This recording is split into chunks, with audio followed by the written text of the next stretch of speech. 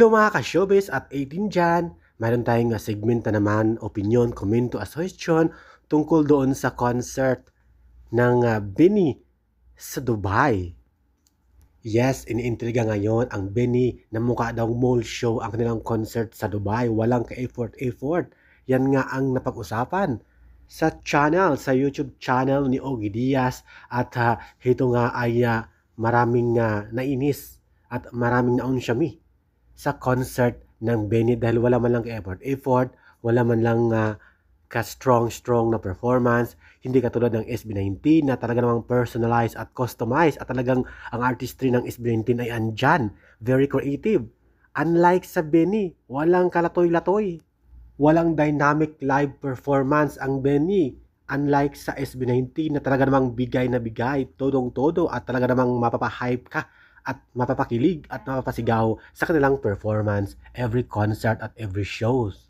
Maraming nasasabi na ang Benny ay Queen of P-pop pero marami ang salungat dahil hindi bagay sa kanila na tawaging Queen of P-pop dahil patwitams lang daw di umano sila, pakilig-kilig, walang dynamic live performance.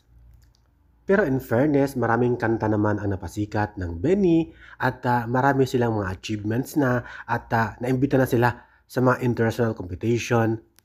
Kinulang lang talaga sila ng effort, artistry, creativity at dynamic live performance sa kanilang performance at concert sa Dubai at maraming umaasang Pinay at Pinoy sa kanilang matindi at grabing performance bilang isang singer o P-pop artist.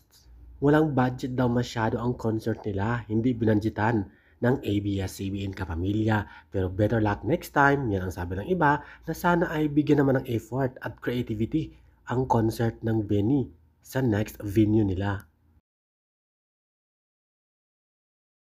Thank you for watching, guys. See you in the next video and update. Please like and subscribe to my channel. Keep watching. God bless everyone and always remember, be yourself and be a good one.